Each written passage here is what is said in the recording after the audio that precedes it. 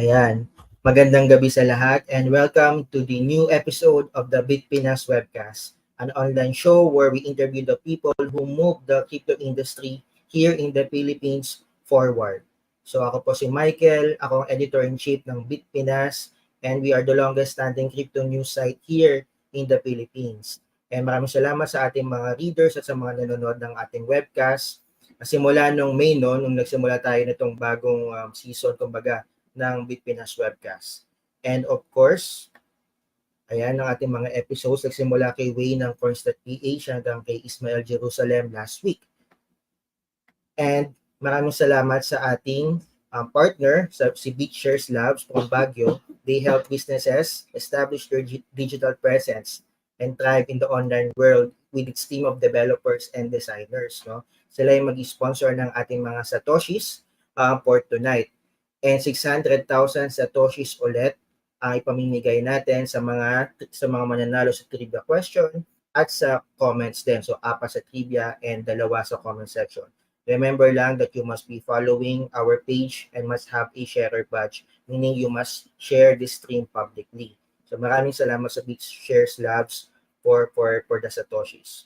So, hindi na natin patatagalin at ating imbitahan on stage ang ating guest for tonight, which is, ang topic kasi natin is about how to survive multiple bear markets, or basically how to survive bear markets. At ang tatanungin natin is someone who actually survived it multiple times. Now, so, hindi natin panatagalin, is on stage. Ayan. Magandang gabi. Jay Villarante, ang CEO ng Moneybiz. Magandang gabi, Jay. Good evening. Thanks for having me. Yeah, sure. And it's a pleasure to have you here on our show, no? And siguro konting icebreakers muna tayo. At so nakasama ko si Jay lang last week sa Philippine Blockchain Week kasi isa siya sa mga na-honor sa Block Awards, no? Recognizing his work in the crypto industry. Ang ganda ng NFT, no? Yes, ang ganda ng NFT. That's from Scarlet Box. Ni Sherry. Nice. Yeah.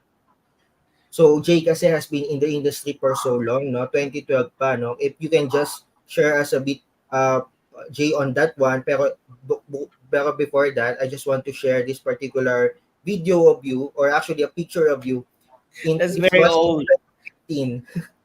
So I think ikaw yung nasa gitna, yung naka-itim. 2015. 2015, and according to the source of this particular video or photo, I think yung second place sila, and then the next one will be us. First place kami. We won that competition. Mm-hmm.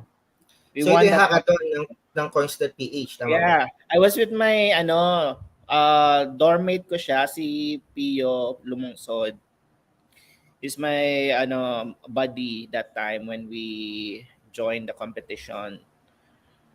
And yeah, you can play the video. Hindi siya na-play kasi picture lang to. Picture lang ba? Pero nanalo kayo ng Bitcoin dito. Ito yung second place, I think. And then the next one will be us. It was posted by Paul Paho. That's a video. Everyone can search it on Google. It's called Hackathon Coins.ph. And it's pretty cool because back then we're very, very optimistic about what things will happen due to blockchain. And then we were not really into we're here for the money, we're here because we want to get rich fast. It's not about that, really. It's really purely because we think the technology can be used to improve society in general. A lot of problems in society. And fundamentally in society, I think the problem is about money. And yun yung, can I speak in Tagalog? That's the problem that is fundamental. Money. How can we make money more transparent? How can we make money programmable so that it can be for me, because I wrote a book back in 2019 or 2018, was it 2018? I Uh, think 2019, Jay, ito yung book mo na nasa screen natin yeah, but I was ngayon. writing it in 2018. I think it was Mm. like a 2 year process for me. It was like, what is blockchain for? It's I think there was a time when we started that blockchain will be about killing the government. It's like it's gonna it's gonna go against the establishment. It's gonna it's gonna thoroughly revolutionize the government. That's what we thought when we started. And um, in around 2016, I think 2015, we talked to BSP. BSP wanted the BSP is very progressive in accepting cryptocurrency. We're one of the first countries in the world. The Philippines is one of the first countries in the world to regulate cryptocurrency. And I was in the meeting with the BSP when we talked about Bitcoin. And then they said, oh, how can we regulate Bitcoin when we cannot even regulate Forex? It's like, um, it's kind of futile to like make it illegal. Here's my dog, by the way, Kiwi. Uh, and regulating it is the way to go. It's just um, because if we ban it, it's gonna go underground, and that's gonna make it harder to regulate, to trace the transactions. So making it open, making it regularized, making it um, follow certain rules, then uh, the transactions will be more transparent, and we can avoid people from getting scammed, from getting you know for things like ransomwares, for example. We can trace that now because of regulations. There's so many things that are positive because regulations are there. Now we're using, for example, chain analysis, and we can Mm. trace transactions, and we can prevent transactions. We can detect transactions if they're coming from like fraud and ransomwares. Not right now. There's a ransomware happening in PhilHealth. I don't know what happened to that, but if PhilHealth, for example, pays $300,000 to the hackers worth of Bitcoin, that Bitcoin is traceable. If they Mm. encash it, they're going to jail. So they cannot encash it unless they go underground. And that's why we want to limit the underground economy. And that's, I I see. think, a good thing. Mm. So a lot of deviations happen from, how we started and then how it ended, how we are now. And yeah. And I think yun yung ano, parang Jay, the book that you actually wrote in 2019 is, wala ba si Jay? Jay, are you there? Ayan. So Yes, the I'm book here. that you actually wrote noong 2019, di ba? Para meron dun mga use cases and all na nakikita na natin actually ngayon. No? In fact, even your hackathon, yung kanina, Yeah, na people parang, hate regulations. I did before, but then may reason for that. That's why you don't want people to use the currency for malicious activities. Yun lang. And when we started, yung una naming app yung uh ano with my partner dun sa hackathon was coins for cause. It's for tipping, like donations, uh, donations. currencies. And we did before um, initiatives to raise funds for certain causes using Mm-mm. cryptocurrencies. For I example, see. partnered with YGG. To YGG did a lot. We've seen YGG raise so much money for the victims of Ondoy. Was it Ondoy or a different It was typhoon? Odette. Odette. Odette, Odette yes, back Odette. in 2021. It's a very powerful economy, and we have to tap that economy, and there needs to be technology uh, to enable that. All right. Thank you, Jay, no, for that particular introduction. Nakita naman natin sa ating mga listeners to, parang nagsimula na rin tayo sa kung paano ba nagsimula si Jay Villarante dito sa industry. So as mentioned, he started nga in 2012, no? And siguro, ano na lang, quick lang, Jay, no, when you started, is there any crazy event ba noon or transaction na or anything that has happened in the early days that you think will never happen today or any it's crazy to think about that. I never know really if it's gonna happen again, but there's this funny story I always tell about this. I don't say the name. It was very funny because I used to meet this guy. It was really early, like 2012.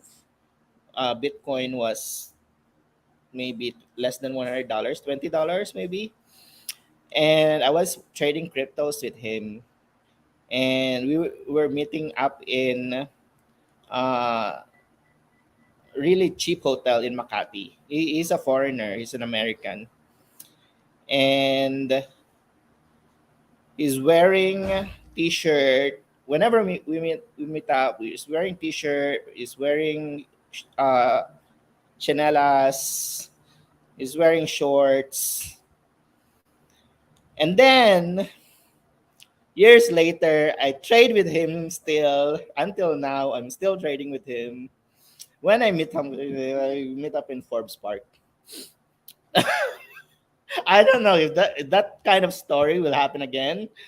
Someone I meet in cheap hotels, and then in a few years, Forbes Park na. Mm-hmm. And but it's funny story. But um, not a lot of people have the same kind of story. Unfortunately, uh, I think it's about whether you really believe in the technology or not. A lot of people are following technical analysis and a lot of those things. Back then, it's really just hold and wait. Mm-hmm. Really, it's so simple as that. But for me, I don't hold 100% crypto. Um, because when I started with just $2,000, 100,000 pesos in capital, and I have my daughter with me already around 2012. My daughter was here already. I only have 2012. I started my company, so it's just a startup when we started. Common, a very, no, a very it's like any other startups, very common, and a lot of people would make fun of you if you say, "Oh, you're into cryptocurrency," or you're into Bitcoin." They think you're crazy. What are you doing in Bitcoin? No, nobody's using it. This is like a play money for geek people, or drug dealers, and um, it's when you understand the technology. It's when you understand it, you will know it will go up. It's really like that. Like whenever you invest in something, if you understand it, you will hold it. Don't sell it.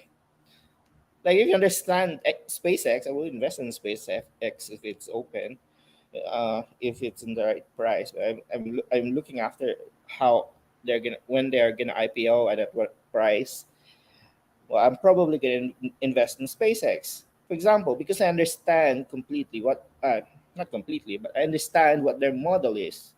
It's quite easy to understand, and you know how much resources there are out there out out there. See? um, so it's the same thing as cryptocurrencies. If you understand crypto,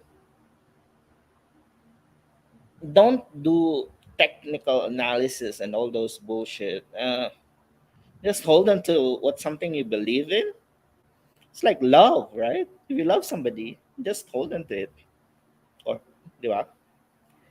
hindi siya yung tipong ano oy, today ayaw ko, or bukas, oy, gusto ko, or hindi siya gano'n. It's really a long-term hold, but still be rational. Maybe diversify. If you make money, put something somewhere else, like in traditional assets. Um, so yeah, I'm not saying anything where to put your money because I'm not a financial advisor. I'm not saying to hold crypto right now. I'm not saying disclaimer. I'm not it's just in general, if you understand something, hold on to it. If you understand that it's gonna go up long term, hold on, and wait. And but don't put everything there. It's kind of crazy to put everything there. Yung wala ka nang kakainin and then lahat nasa Dogecoin. All right.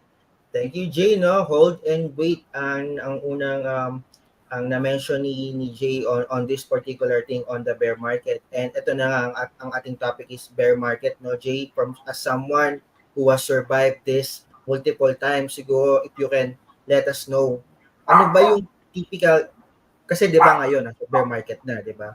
Pero ano ba yung typical signs nung kapag nagsisimula pa lang yung bear market? Ano yung I sign don't na know. mag-market na?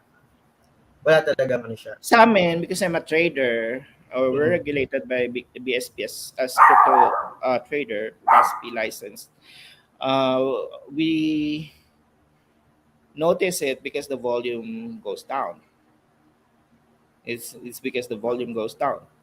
People are less interested in crypto. That's crypto winter. That's my definition of crypto winter. People are less interested in crypto. So the opposite of that is the bull market. People are like crazy about crypto, and it's crazy meaning they they really don't know what they're buying. uh, so And there, things go up those are naman lahat eh. Kapag pag bull market, 'di ba? Parang nakikita natin parang kahit saan ka maglagay parang umaakyat siya, eh, no? Ganun ate yung yeah, definition and ng bull eh. nung yung first na bull market, say 2013 siya nangyari ata, or yeah, it happened because of, I think, Mount Gox. That was Mount Gox. And then Mount Gox was hacked. And then people wanted to get money out of Mount Gox, and they bought Bitcoin because Bitcoin was the only way to get out of Mount Gox. And so Hmm. the price of Bitcoin went up to $100 from around $10, I think. Um, that's the first bull market I've experienced. And the explanation I can say why there was a bull market that time was because people wanted to get out. Okay. It's not like, oh, I wanna buy crypto. It's not about Oo believing nga in eh, crypto. parang akala ko sasabihin It's mo parang people people want to wanted get rich. wanting to get out of Mount Gox. I buy Bitcoin because I want my money out of Mount Gox. Um, I see. that's the first. I think that's the first. I remember na bull market, and then bumagsak siya because uh, the Mount Gox thing happened. Yung eventually they stopped the Bitcoin withdrawals, and eventually it went to court. Eventually, yeah, it led to many things like uh, the seized coins from getting sold. So people were scared because those coins, if the FBI sells it, then the price will drop. Blah blah blah. And I think that's the first cycle. I think I need Miguel Coneta here because it's like I was chatting with him all the time when this was happening. Um, the Yung next ano niya, bull sige market. next. Hey, um, Kiwi, come here. The next bull market 2017 na yata, no? Wala. 2017, yeah. Okay. So 2013, 15. Yeah, 2017. 2017, ICO naman yon. What caused it? ICO, I think. People were selling shit coins. So I didn't buy any shit coins because people were selling shit coins. It's like, oh, people were selling shit coins. That must be shit. I won't buy it. It's not it. It's not so simple as that. If the crowd is going there, don't go there. Don't go to the I see. I crowd. see. I'm just, it's so funny how people just go to the where the crowd is. Like for example, a lot of people are building their negosyo, their milk tea, and then suddenly everyone's popping, creating their own brand of milk teas. Why? Why do people do that? It's just but the bandwagon effect, maybe. I don't know. If people are going there, don't go there. It's for me that works well because I'm antisocial and I'm an introvert. I don't really like going to public places, talking to many people. I don't like people who are really good at talking because they're also really good at bullshitting. All right. So, na parang magkaroon yung mga revelations dito sa ating webcast, and maraming salamat sa ating Can I mga say mga that word? I'm watchers. not sure if you can censor it. Baka maano tayo, baka ma-terminate yung webcast. So, pero yung shitcoin pwede yun. Walang problema doon. So, Jay, 2012 to 2022, alam naman natin madaming mga kumpanya yung nawala na, no? Nawala na sa crypto, or even mga tao na bumalik na sa kanilang lumang, I mean, dating previous career nila outside of crypto. And alam mo naman, di ba, may mga local companies din dito na, I mean, dati nandito and then wala na rin sila because of the bear market and capitulation. So, alam ko nag-usap tayo nung nakaraan, sabi mo, the real key here is just to survive. No? Parang, pero if you can expound on that, no, ano bang ibig sabihin ba natin ng just to survive the bear market? Ano ba yung mga dapat gawin para, ma-survive itong bear market right now? Lahat naman ng business may bear market. It's not just the crypto. Almost all business, kahit oil market, every other commodities, meron yan bear market. And you have to be really smart so that you can survive the bear market. Hindi ka pwedeng magkaroon ng, like for example, the Saudis are really good. When the oil market goes down, they're still there, di ba? Whereas other countries, pag bumagsak yung oil, nagkakaroon ng revolution, nagkakaroon ng taghirap, taggutom, wag ganon. Maybe save for the rainy season. Mm, Yun lang masasabi ko. I'm not gonna say where to put the money for the rainy season, but be very smart about your money. It's general business. It's not just about crypto. Kumbaga parang parang wag ka rin naman mag-all in, 'di ba? Kasi if you remember, 'di ba, nung nagkaroon ng play to earn, 'di ba, nung Axie boom, may mga Yan, unfortunately dami may mga nagalit nag-all sa in akin. eh. Dami Dami nagalit nagalit sa sa akin. Kasi I don't like a lot of people was trading in NFTs. A lot of people were asking me to invest in NFTs, blah blah blah. Same shit happened in during the ICO days. People asking me to invest in ICOs, and now yeah, yeah, probably the next bull market will be different. Maybe another shitcoin will happen. But mahirap magsalita pero mm, Okay. avoid na lang avoid na lang. What can I say about Axie? Okay, when when the gameplay is already about making money, it's no longer a game. It's about making money. So nawala na yung game. So, yun. Um, Same thing When you about mention, art.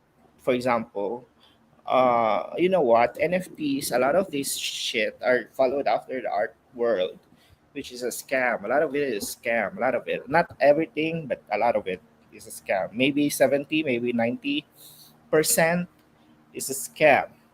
Um, what I'm gonna say is, and for example, in the art world, um, the people buying and selling these artworks maybe are just a group of people. They're hyping the artwork, and you don't know that if the typing is the process of writing or inputting text, but you don't know if the real value is real. Like what Twitter, Jack Dorsey sold his first tweet for $4 million, was it? And then nobody wants to buy. It was. I'm not saying it was him buying his own for like to hype up his own price, but a lot of NFTs were like that. It's this group of people buying and selling their own shit so that the price goes up, and people should realize that's happening in every industry, everywhere. It's not just in crypto, and maybe even used cars, maybe even every other industry has this kind of kumbaga modus operandi of hyping up the price. um so yeah, avoid those kinds of things. But you have to first uh see, or you need to realize that it can easily be done in this way. Like for example, anonymous yung buyers and sellers ng NFTs. You don't know who are the buyers and sellers. So maybe the buyers and the sellers are just the same people. So the same thing with crypto. When the crypto goes up or down, whether up or down, maybe it's the same people driving it up or driving it down. So you don't know. So I'm not basing really the thing on the price, but on the volume. The volume is really what you look into, because that's how you will see um, the interest in the technology. I see. So Jay, based on sa mga ano no, sa mga sinabi mo kanina, it seems to me that yung sa iyong ano is that more on crypto, and then all the others like yung mga ICOs, then which of course crypto, pero di ba nga may mga shitcoin, and then all the other things like yung NFTs and all, you don't see it as something that will drive the industry again forward, or talagang dapat ito tayo sa ano sa parang itong sa mga crypto tayo like Bitcoin.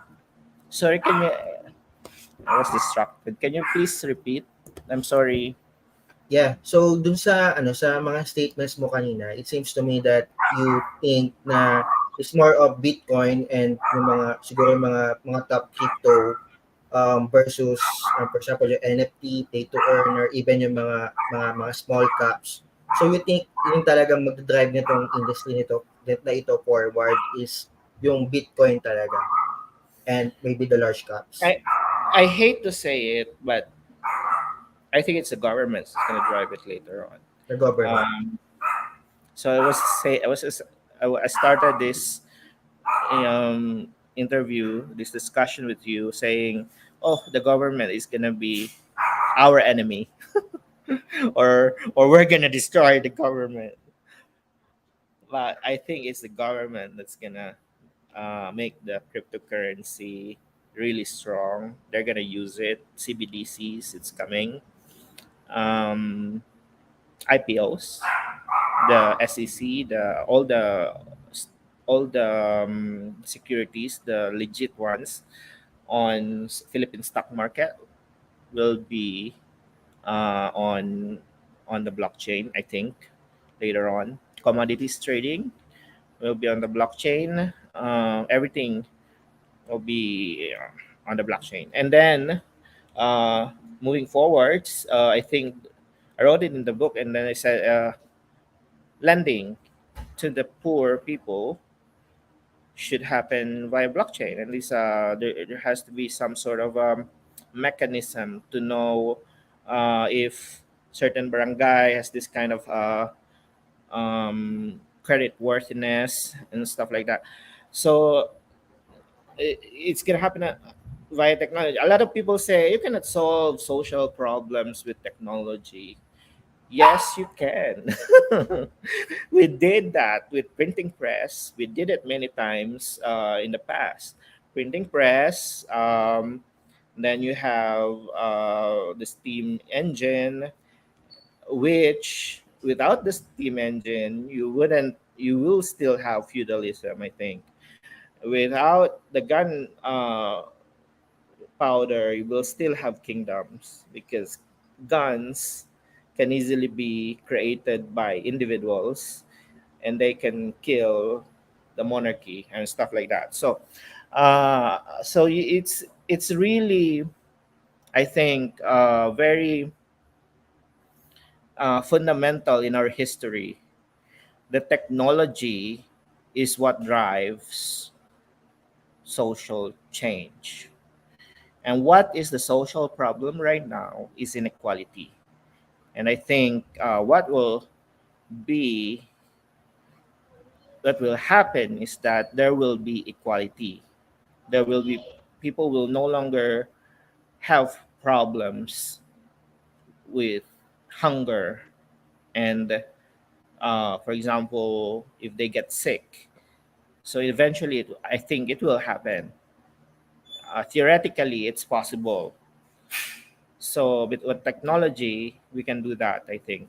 Uh, so in the Philippines, we're still in a feudal system because a lot of people owe money to some people with a lot of interest. And I think we need to solve that.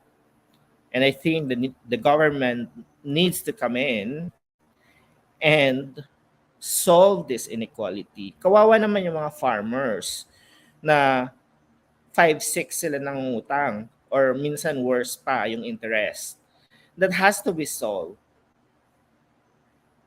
And it's bad in terms of, GDP and growing your economy. Because if you're still a feudal system, you're not be able your tax base will be very low.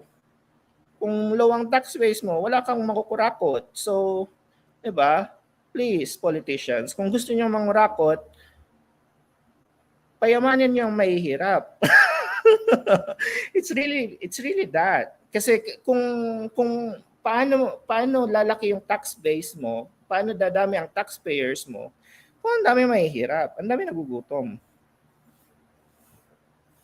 All right. So thank you Jay no on this particular topic on bear market, and ito ang medyo nag-ano tayo no on inequality and all, kasi nga sabi mo ito yung parang root cause ng lahat. And thank you so much din sa ating mga watchers right now, and siguro simulan na natin yung ating first trivia question. First and second, ibaba ko muna si Jay. So I hope ready na ang lahat. Meron tayong 600,000 satoshis courtesy of BitShares Labs para dito sa ating trivia portion for today. So for this first part, meron tayong dalawang mananalo ng tig 100,000 sats each. No? Kayo na lang bahalang mag-convert dyan. So maybe lagay nyo sa comment section kung ano bang conversion yun ngayon, kasi fix siya na 100,000 satoshis. So ayun, I hope ready ang lahat at nakikinig sa ating webcast with Jay Villarante. I wanted to to thank all of our watchers right now. Maraming salamat sa inyo. Siguro ngayon lagay na natin ang ating first question. Make sure that you are following the BitPinas Facebook page and you are sharing this live stream publicly on your own profile. So dapat meron kang follower badge, dapat meron ka din sharer badge. Okay? So first question. What is the name of J. Villarante's company that has obtained a BAS license from the BSP? So what is the name of J. Villarante's company that has obtained a BAS license from the BSP? So kung nakita nyo ang ating first poster about this particular stream, nandun yung nakalagay, and kung nagbabasa kayo ng BitPinas, makikita nyo din siya madalas. Kasi madalas namin kino-cover yung company ni Jay. So, what is the name of Jay's company that has obtained a BAS license from the BSP? All right. Going once, going twice. Now, we move on to the second question.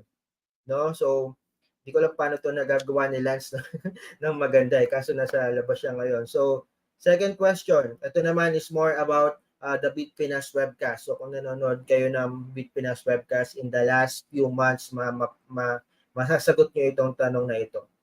So, second question.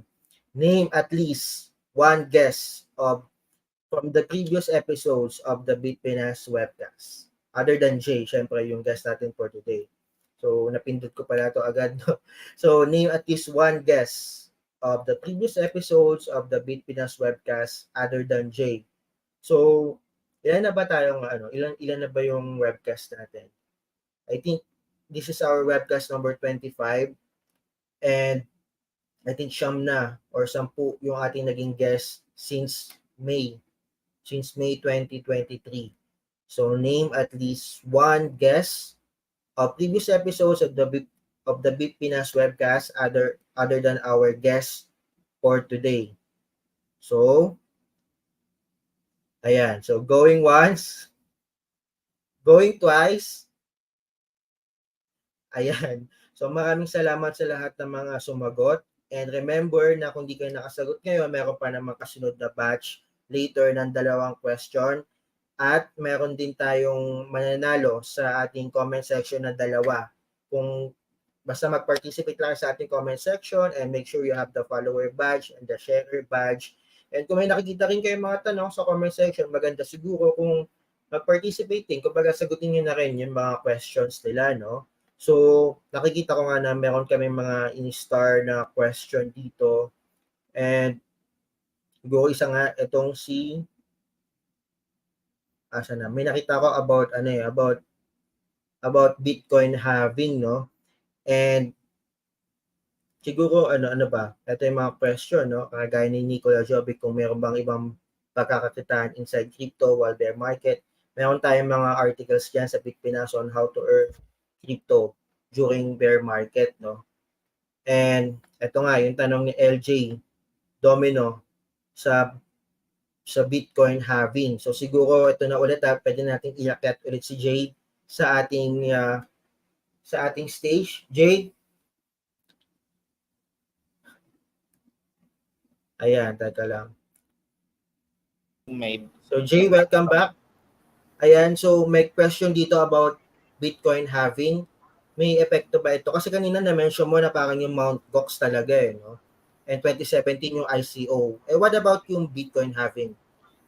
kung yung in the Your past opinion. kasi yun talaga yung naging kasi the supply, 'di ba, goes down and the miners don't want to sell at a low, so they're waiting for the price to go up, and because of that then the price goes up. So yes, the halving has an effect on the bull market because the miners don't want to sell at a low price, and because their yung rewards nila from the halving, 'di ba, nag-half. So they don't want to lose money, so they don't want to sell it at a low price. I see. So yun din yung tanong ni JP, no, tungkol sa So yun yung Bitcoin. sa supply side.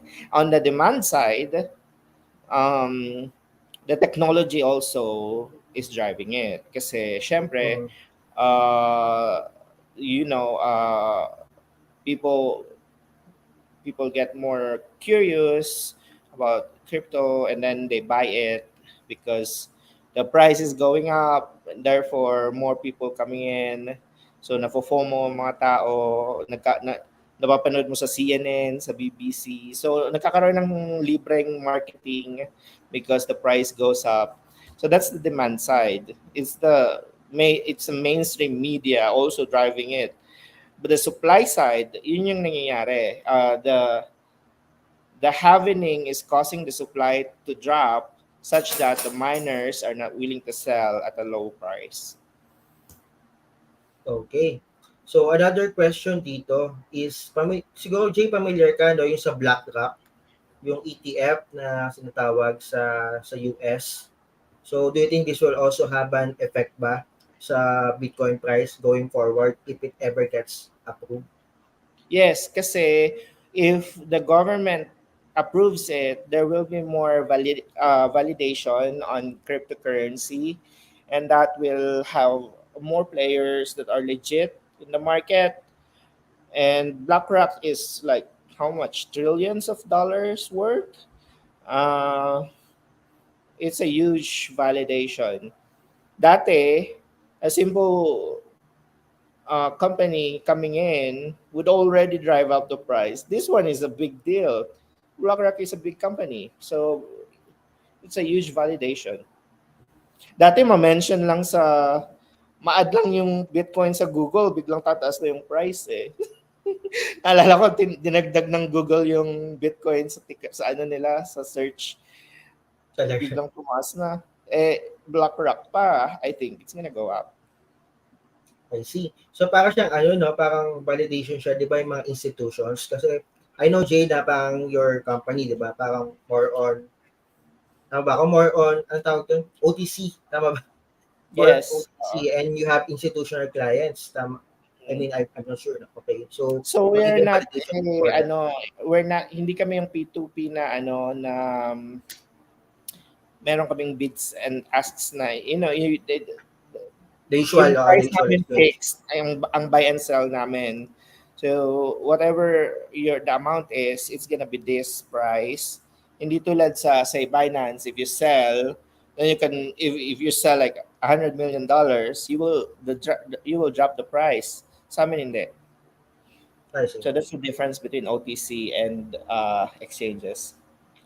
Okay, so kapag sa OTC kasi siya ginawa, parang hindi makikita, no? Hindi makikita dun sa, for example, sa mga charts. Tama ba? Ganun ba 'yun? Tama ba? Ayan. Sa Okay. may yeah, may sarili kaming rates na Okay. So thank you Jay on that, no. I mean, follow up to do sa mga introductory natin kanina, especially on Bitcoin and the bear market. So one of the questions that I've gathered, no, but before our discussion here is more on diversification naman of crypto. So bear There's an market, interesting question here. Would happen if after the BTC happening, the price is still stagnating? Then the miners will lose money, and the miners will not sell bitcoins, and therefore the supply will drop, and that will, I think, drive up the price. But then there could be other variables na hindi natin alam. hindi naman siya agad umakit, no? I Interesting mean, yung after halvening that, kasi actually the word halvening, correct yung halving na word, but the word halvening came from fappening. I don't know if you know that, but ma-terminate tong live stream it was a natin. viral Anyway, Di- sige. Pero yun. Eto, may question na rin dito about ano, baka meron ka rin Bitcoin price dyan. Baka pwede mo na i-share. Meron ka bang Bitcoin price prediction by 2025? After to ng Bitcoin halving eh. Anong nakikita mo based on, since you were here since 2012? Siyempre, hindi ko alam yung future. Hindi ko alam. Wala akong, kahit nung 2012, hindi ko rin alam. I just believe in the technology. and then I just diversify. If I have if I have profits, then I buy something else. Diversify lang. So ganun. Okay. Pero kapag kapag bear market, nagda-diversify ka rin ba or parang Bitcoin lang dapat? I mean, ito yung pag-buying crypto ah. Kasi kapag bear market, it doesn't necessarily mean that we're losing money kasi trader kami eh. Hindi naman naka-base sa price yung income namin. I see, I see. Unless pag So, pag mm, mm. mm. All right. So, on the topic That's the of good thing about being our a trader. Parang bala kayo magsugal and then kami, kikita lang kami kung magbabay kayo, magsisell. Parang casino, parang ganun. But it's not a casino because we believe that technology is like, the stock market, because we believe that the cryptos we're trading are not just casino chips. It's not just gambling. These are real technology that can have real that can drive real social changes later on. We just don't have it right now, but I'm optimistic it will happen. It's happening already. There are indications like CBDCs. Yun, watch out what will happen. that was actually our discussion last time with Attorney Padilla, Attorney Raf, Jay. So ano bang thoughts mo dun sa sa CBDCs? Anong tingin mo mangyayari doon? Very interesting. Kasi yung a lot of things could happen with the central bank using CBDCs that they generated. So hindi na magiging wala na yung so maging paperless na siya. So everything will be electronic. So a lot of things will be online na, electronic na. So that yun pa lang um, will already create efficiency in the market. Well, you don't need CBDC to be electronic. Meron namang GCash, blah blah blah. So, uh, yung yung thing about the central bank issuing their own currency is their own electronic currency is like the government having their own GCash. Mm-mm. So it's like cutting the middleman. It's for me, my own point of view, it's like that. And it's gonna cut the middleman. They're gonna cut the middleman, and the central bank will say who will get it, who will get this. And it's sometimes the government will be more risk taker in terms of kasi yung mga capitalists are not risk takers. They will not lend money to people who cannot pay back. Whereas the government can lend money to people based on social ROI. So it's going to be different. But do you think the We're going to middleman talk will about allow social themselves to ROI do and stuff that? like that. So it's going to be different paradigm already than the existing establishment, yung capitalist economy right now. I think will be totally different once CBDCs are completely rolled out. Mm. But do you think, Jake, the middleman will allow themselves to be cut? CBDCs are government monopoly, true. Same with the peso. Yes, government monopoly, yung peso, true. But then the peso, for it to go out into the market, you need middlemen like banks. Mm. You need the banks to borrow the money, basically, and you need so yun yung pang ano niya, how the money circulates. You need corporations to borrow money. You need rich people to borrow money.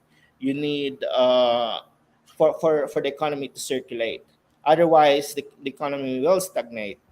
So I think it's a good system when it started, but then it's no longer, I think, the case right now. It's gonna change. Mm-mm. I'm not an economist, but then this is something that is very interesting for me. Um, how later on banks will change I mean the banking industry will change once the government issues its own electronic money. And very interesting nga, Jay, na they are talking about this all the while during this particular bear market, no? Itong mga malalaking institutions na ito. And which leads me to this particular question ni JP and I think ni Nicola din, no? About whales naman. So, ba bear market, ano, parang do whales play a big contribution to manipulation, ganyan, during Yes, bear kasi market? some people want the price to drop because they want to Okay, buy.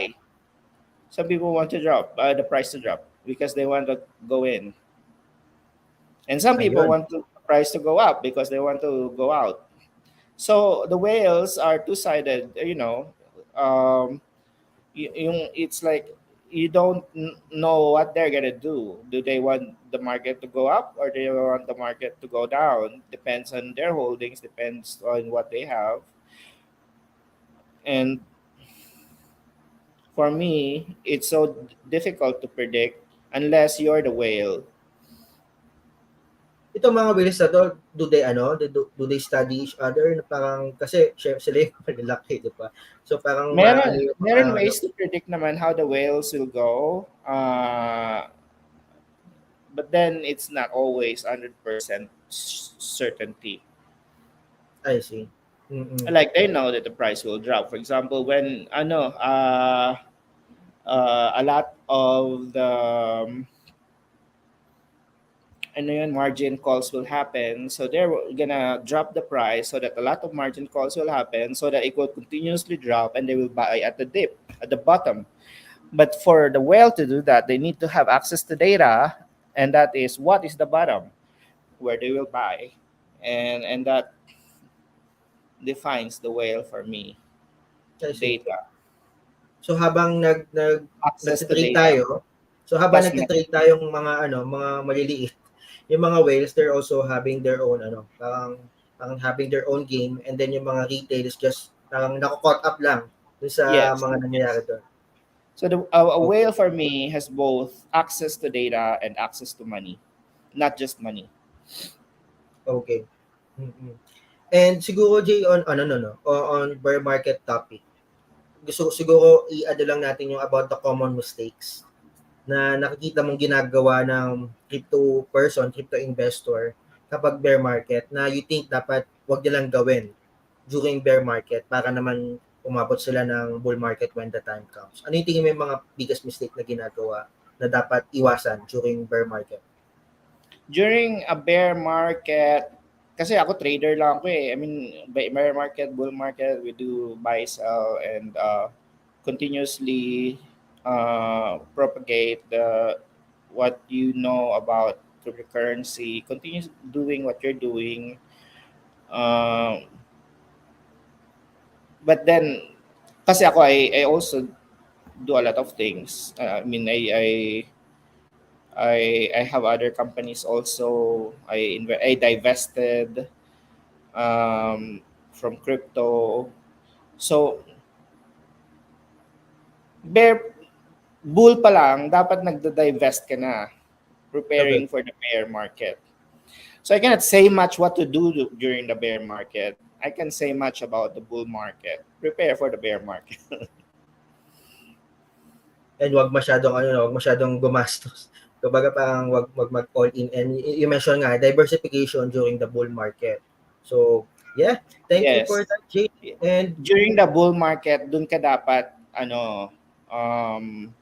matalino na you have to put don't be greedy, ganun. yeah, you put your winnings in different assets para kung bumagsak to, hindi ka talo, hindi ka babagsak ng sobra. Ganun lang. Speaking of talo, parang nangyari na ba yun na parang you made a particular mistake in trading and I know you started in 2012, no? Pero was there any experience na parang natalo ka on your trade or Yes, on your buy yes. and sell, A lot of and it happens. yeah, a lot of learnings in the past. Yes. I see. Mm. So hindi talaga Na-scam siya din ako ano. in the past, pero way, way, way, way back. Na-scam ako 90,000 pesos. That time, sobrang laking money nun sa akin. But that was a tuition fee for me. And that's why I became more paranoid about, security, cybersecurity, about how to do due diligence about where you put your money in, who you're trading with. Yun. All Siguro right. dapat na-scam ka muna para talagang Parang maintindihan mo how to be careful. parang hot take yan eh, no? Parang, or hindi, parang mga ma-experience mo muna yung unang bear market mo to actually learn what to do once na magkaroon na ulit ng panibagong Yes, bull na-rug pull market. din ako dati. I'm not gonna say Nakapul which ka na. one. But there was Cryptsy. Do you remember Cryptsy? Hindi, There was baka mas ano Cryptsy. pa yun. Before Binance, there was Cryptsy. Yan, rug pull yon. I I was see. in Cryptsy before. I don't know if a lot of people here remember Cryptsy. May nakakalala ba sa ating audience ng Cripsy? Kasi Jay, ako, 2017 eh. So, hindi ko alam yung Cripsy. Yeah. Ayan, Before mukhang wala. before Binance, before everything else, there was Cryptsy. So, doon ako natuto. Yun yung tuition fee ko. Okay. And no, speaking of which, parang madami pa rin nakaka pool na no, na exchanges, 'di ba? Alam naman natin yung sa FTX, 'di ba, last year, 'di ba? So, Yeah, nangyayari pa rin actually may siya. pera ko sa Mount Gox noon nung na-hack siya, na nag-shutdown. May I pera see. ako sa Mount Gox, but then konti lang. But sobrang swerte ko na I was able to get the money out the day or maybe the night before they pull the they close the tap. So buti na pero looking back, sana hindi ko pala na-withdraw. Pero kasi ibabayad din nila yung with Bitcoin eh, ang taas value ng Bitcoin. Anyway, alam ni Sir Valero yung Cryptsy. Oo. May mga nakakaalam pala nung Cripsy dito sa ayun. So, medyo matagal na, no? Ito yung panahon na no, parang Yan yung una hindi, kong parang Binance Cryptsy. So, doon pa lang ang daming scams, ang daming ICOs, parang gano'n, parang ang daming mga kung ano-anong hype na nangyayari. Tapos sila-sila rin pala nagba-buy and sell ng sarili nila. So I learned a lot from that. Doon ko natutunan yon na gawain pala nila yan. Ano pala yan? Scam pala yan. Pag bumili ka, bigla kang irarag 2013, 2014, you will already see all those kinds of tricks, and it's still happening sadly, and very difficult na lalo na kung may mga new people coming into crypto na naman, kung tumaas ang crypto, new people will come in and then suddenly ang dami na naman may scam. So hopefully hindi na ganun. so Jay, noong 2013, no, sabi mo, yung sa Cripsy and all. So, paano nagbebentahan ng Bitcoin dito sa Pilipinas no 2013? May coins na ba nito? Parang wala pa. 2014 Meron ng ata. So, coins, meron na rin kami, meron buying din. and selling. Pero wala pang So, more license. on, More of mm, parang ano pa lang kami noon, parang hobbyists. Parang yung parang yung cards, alam mo yun, trading ng mm. cards. Parang ganun lang ginagawa namin noon. Wala pa mga app niyan, mga applications. Meron naman na, pero Meron din. 2017 nagkaroon na ng regulations si BSP. And then yun, naging serious na yung mga tao, naging parang na um, parang naging mga bankers na yung mga startup founders. And less fun na yung yung industry.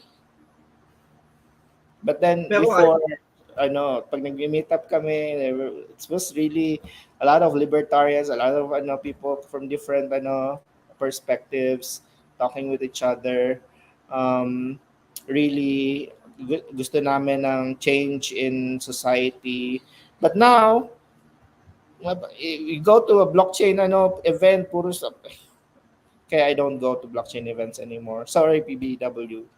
Pero pumunta naman ako. Nandito ka sa Black Awards, di ba? Ano yung sabi ko na wala? Pero Jay, so wala pang license before 2017, wala naman kayong ano nun, parang don't you ever think na habang yung ginagawa niyo yung Bitcoin is parang baka makulong kayo kinabukasan? Wala naman ganun. Bitcoin is not illegal, so hindi naman Okay. siya Walang ganung ano. dangerous. So there was no law saying you cannot trade crypto unless you will if you trade crypto then you will go to jail. Walang ganong law. So Okay. we're not that scared of trading crypto because wala namang I see. batas. And then but then the banks will close your account. So you have to be careful about, who to trade with, yung mga ganon. You need to be able to explain where the money is coming from, yung mga ganon. All right.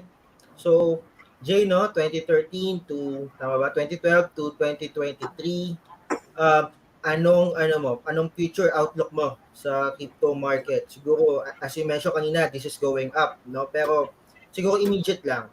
Next year, ano kayang mangyayari sa crypto market na I pwedeng think ma-reach ng ating Bitcoin mga pa rin viewers? talaga yung magiging Bitcoin. dominant in the next maybe 5 years. I don't know. Ethereum maybe will catch up. I think Ethereum has a lot of utility more than Bitcoin, but Bitcoin is the first mover, first crypto. So mahirap siyang ma-replace as the dominant in terms of market cap. Um,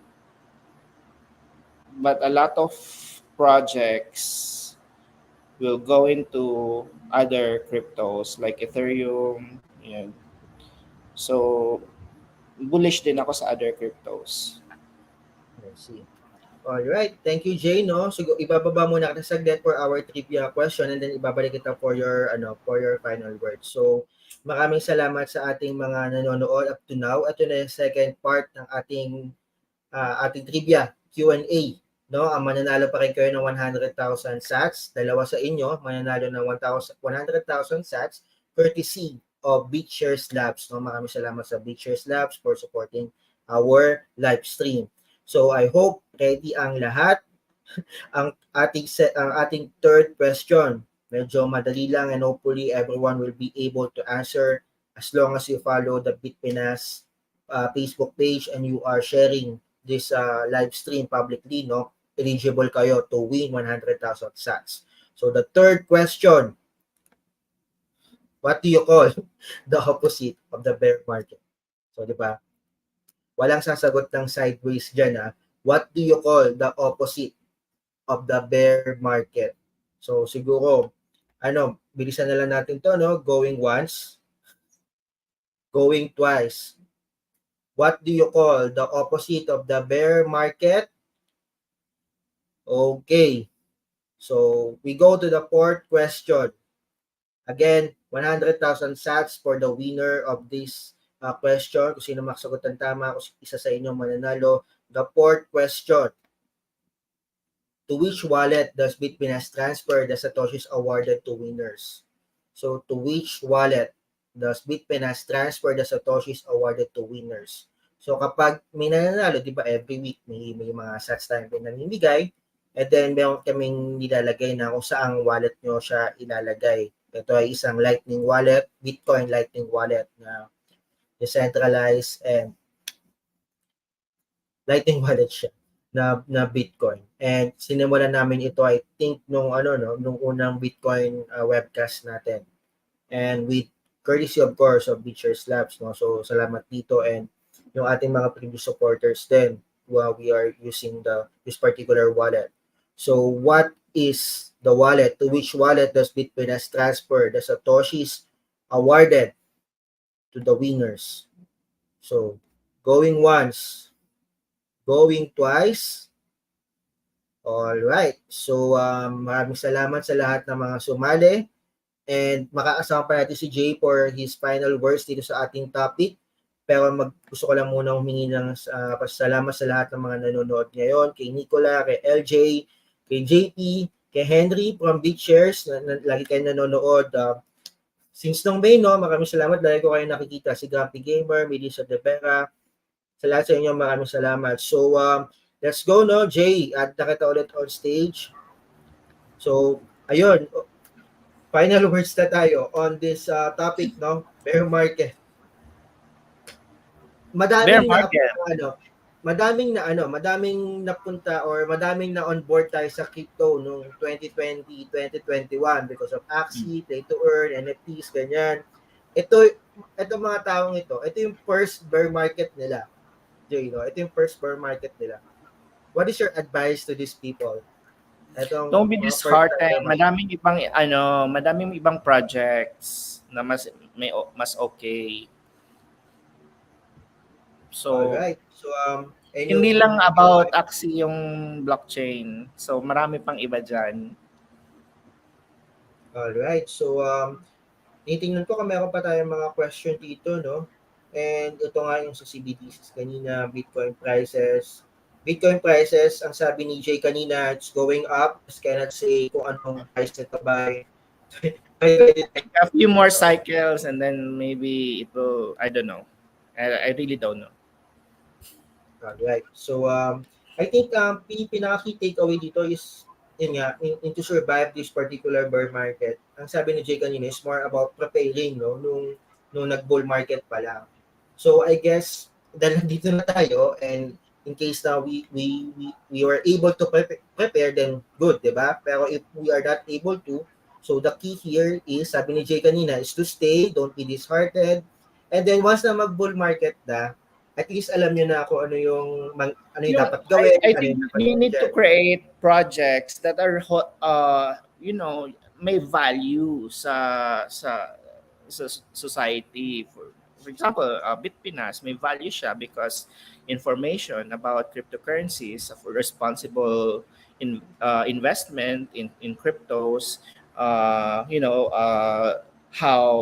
how to avoid scams, yung ganun. So BitPinas has a value. So maybe wag ka lang yung makikiride sa projects ng iba. Kumbaga, gumawa ka ng innovative na technology din. Maging inventor ka rin. Yun yung Don't ride advice. the wave. Tama ba? Yung Don't ride the wave. magra-ride ka lang ng buy and sell every day. Titingnan mo yung price, buy and sell. Gumawa ka ng produkto and that will make money. And that's it. You will make money. Parang any other technology, di ba? Alright. Thank you, Jay, and thank you for the kind words, no? I mean, coming from you, no? Thank you for that. So, maraming salamat, Jay, and Congrats sa maraming BitPinas, salamat ha. sa ating, yes, Sobrang congrats sa inyo. You're one of those din nagsusurvive during the bear market. ito nga, So, survive ko kasi ito. you're serving a purpose, di ba? And that should be the guiding principle. There should be a guiding principle when you do business. Hindi pwedeng you're just buying and selling lang. Hindi pwedeng you're just making money lang. Kailangan merong purpose. Why are you doing this? So, yun. Alright, thank you so much, Jay. Thank you for the kind words, and thank you sa lahat ng ating mga very humbled by what you just said. No, thank you on that, and thank you sa lahat ng mga viewers. Magkita-kita tayo sa next bull run. Magkita-kita tayo sa next BitPinas webcast, and syempre magkita-kita rin tayo sa bull run. So maraming salamat and hanggang sa susunod.